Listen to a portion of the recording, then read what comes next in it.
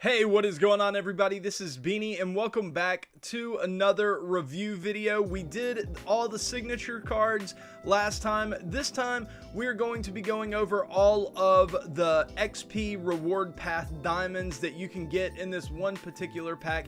As you know, we've already gone over the Kershaw, the Nolan Ryan, and the Trevor Hoffman. So if you're wanting reviews for those three cards along with some others, along with the signature hitters, there'll be a link in the description for that video. But today we're going to be reviewing these 6 cards: the Trammell, the Kemp, the Kiner, the Suzuki, the Giambi, and the bench. And if you guys notice, up in the top right hand corner, I have hit level 75. So that means that I now have this pack in my collection. I have not opened it yet. I planned on doing this opening on stream and having you guys help me pick out which card I should get. Should I go with one of the dominant signature pitchers to get my first signature of the year, or should I go with one of the hitters to supplement my lineup? That's all going to be up to you on stream. I'm going to put a poll up, and I will be streaming later tonight at around 8 o'clock. So be there, and we'll have a good time. 8 o'clock Central Standard Time, by the way. I know a lot of people get confused by that. So anyways, let's get into the review. First up, we have 94 overall Alan Trammell. And I think this is a card that some people are kind of selling kind of low on, because I think this card is great. He's not one of the best of these cards that I'm going to review, but it's still a very solid, very balanced card all the way across. The one thing that he does lack, though, is significant power, but he's not completely devoid of it with 65, 71 power versus righties and lefties respectively. And then he's got that huge PCI, great contact to go with it.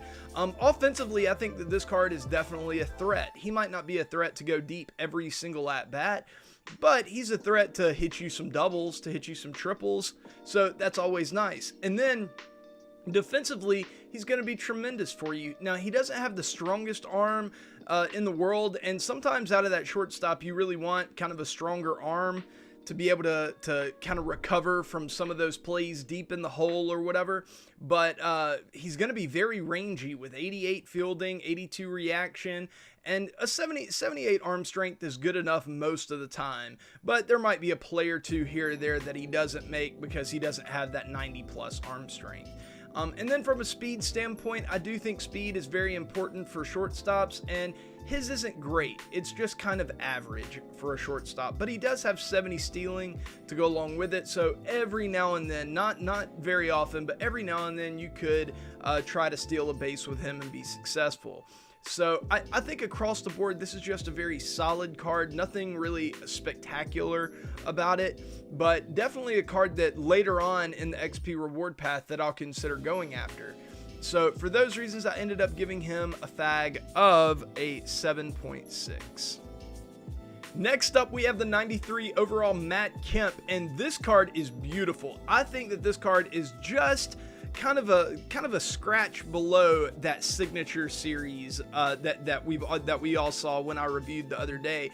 He's not quite to that level, but out of all the diamonds that we've seen in this year's game, this one gets about as close as any that I've seen. So first of all, contact, great, 94, 104. Now the contact, when I rate contact, I also incorporate vision, and his vision is not that good, and that's probably the one single biggest knock on this card, is that your PCI isn't going to be the biggest with him, because he just 56 vision isn't a lot, and sometimes it can be very tough to hit, especially on the higher difficulties, on Hall of Fame, on Legend difficulty. So that definitely is a knock on this card. And then power 80, 99, that's very, very good. Not spectacular, but very, very good. And, you know, it's just, once again, it's going to be a little more difficult than it would be otherwise to tap into that power because of his low vision. In my opinion, I think vision is going to be immensely important this year if you're planning on getting to the higher levels, because at Hall of Fame and Legend, the pitches are coming in so fast and your PCI is so small anyway that any growth that you can get in that is going to make a massive difference. And then this card isn't going to hurt you in the field. He's very solid, 85 fielding with 75 reaction. It would be nice if that 75 reaction were a little higher for a center fielder, but it's not going to hurt you too bad. And then he's got 80 arm strength, which is, I wouldn't want to play this card in right field if you're looking for a guy that has a big cannon of an arm, but in center field or in left field, I think that that's reasonable. And then 83 speed to go with 82 stealing. He's not going to be a demon on the base pass, but he's going to be damn good. So definitely a 5-tool player if you consider 5-tool just above average in all 5 tools, which is kind of what I do. Definitely a 5-tool in that regard. Definitely one of the best diamonds in the game that's not a signature card. And for those reasons, I ended up giving him a fag of an 8.1, which is just a few points below that Duke Snyder that I reviewed the other day. So you can see how I think that this guy is along the lines of a lower tier signature. Next up, we have another card that is right on the verge of being a signature, but for completely different reasons. The 94 overall Ralph Kiner. This card is just pure bad, pure offensive lethality. Like 88 contact, 116 power versus righties, 102 96 versus lefties with 94 vision. You're going to have a massive PCI. This is probably, out of all the cards that I've seen, this is probably the best offensive non-signature card in the game. I could be wrong on that. There might be 1 or 2 others that might be a little bit better, but just from a pure attribute standpoint, this card is a monster. He also has 125 discipline to go along with it, so you're going to be getting a lot of check swings when you need them. But then the big problem with this card is his fielding. 59 fielding with 60 arm strength, 44 speed. I mean, you really got to penalize this card a lot because of those things. But remember, he's a left fielder, and in my formula, my final assessment grade formula, left field weights offense way more heavily than defense, arm strength, or speed. So he did get penalized severely for lacking in those aspects, but he didn't get penalized as much as he would have if he were like a center fielder or a shortstop or even a right fielder. So for those reasons, he ends up tying the Matt Kemp in terms of overall value at an 8.1. Simply because his primary position is left field and defense doesn't matter as much there. But that doesn't mean that you should, discount that defensive hit that you're going to be taking. If you want to get this bat into your lineup, you're going to have to take a slight defensive hit. Okay, this next card really makes me question the validity of my final assessment grade formulas because I don't think I did this card justice, and that's why I've graded him twice. I've graded him as a right fielder and I've graded him as a center fielder because it's a massive, massive difference. Because in right field, it weighs offense way more heavily than it does a center fielder. It also weighs defense pretty heavily too, but not really speed. In center fielder, fielding, arm strength, and speed are all weighted pretty heavily, and then offense isn't weighted as heavily. So just to illustrate the difference and how much difference just whatever position they play can make, I'm gonna tell you both grades for this Ichiro card. First off, for right field, he ended up getting really good scores on contact and basically perfect scores on defense, arm strength, and speed. And then he got knocked down a ton for power, a ton, because right field weighs arm strength power so heavily. In fact, I think it is, just a second. Yeah, power is 40% of the overall grade for right fielders. So that is a massive, massive drop off because this guy doesn't have much power at all versus either side. So that's a major problem for this Ichiro. For those reasons, as a right fielder, I ended up giving him a fag of a 7.5. But if you grade him as a center fielder, power only makes up 30% of the overall grade, while fielding, speed, and arm strength make up 45% of the overall grade, and then contact vision makes up the rest of it. So if you grade him as a center fielder, give him the great contact, basically perfect fielding, arm strength, and speed, then this card all of a sudden begins to look a lot better, especially once you give him the +1 utility bonus, and I end up giving this card at center field a grade of an 8.3. But remember, he's not a center fielder, and if you put him in center field, he's going to get a slight secondary position discount on his fielding. So he's not going to have 95 fielding with 98 arm strength and 93 reaction. It's going to come down a little bit. Not a ton, but probably enough to affect a grade or two. But I just wanted to tell you guys that just to show that sometimes whatever position a player plays can make a big difference in their overall score. Next up, we have the 95 overall Jason Giambi, and I gotta admit, I'm not a huge fan of this card, and neither is the Fag Formula, really.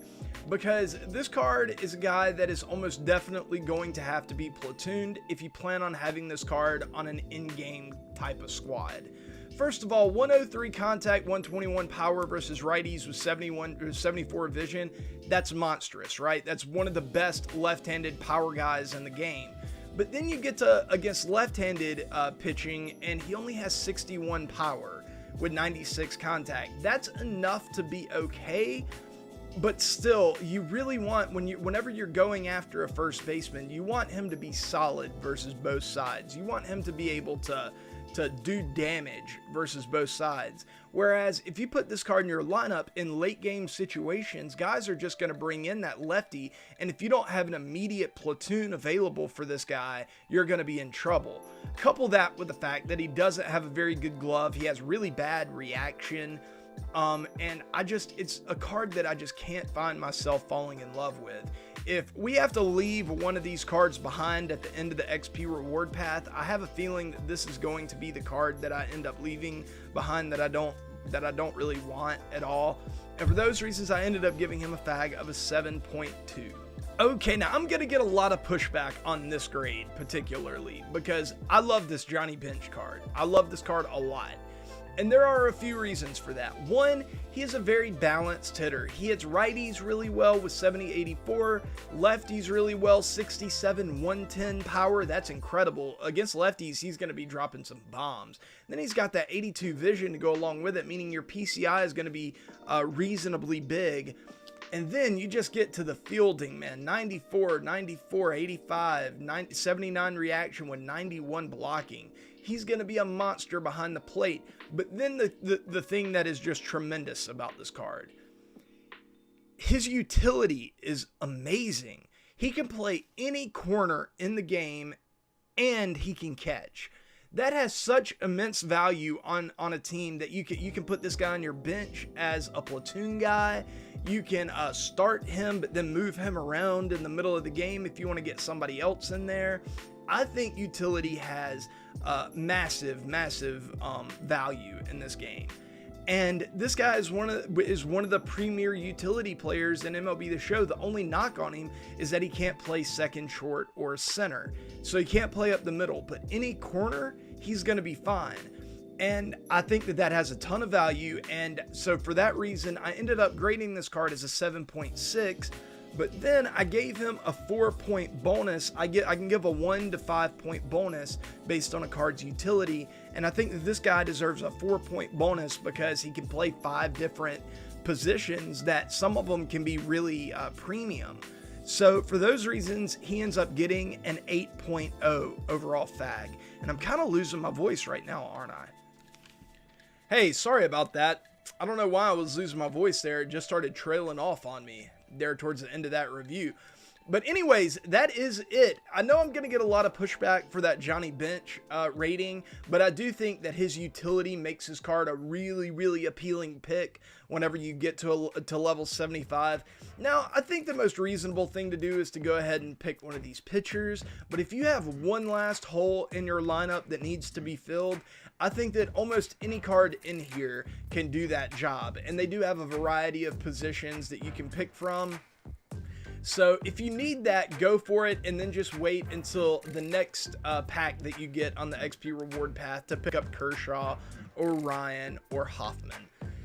So yeah, guys, that is going to do it for this video. I hope you enjoyed it. Remember, I'm streaming tonight at 8 Central Standard Time, so be there. And also, leave a like, leave a sub if you are new to the channel, and leave a comment. Let me know what you think. And yeah, I will see you guys later, but until then, peace.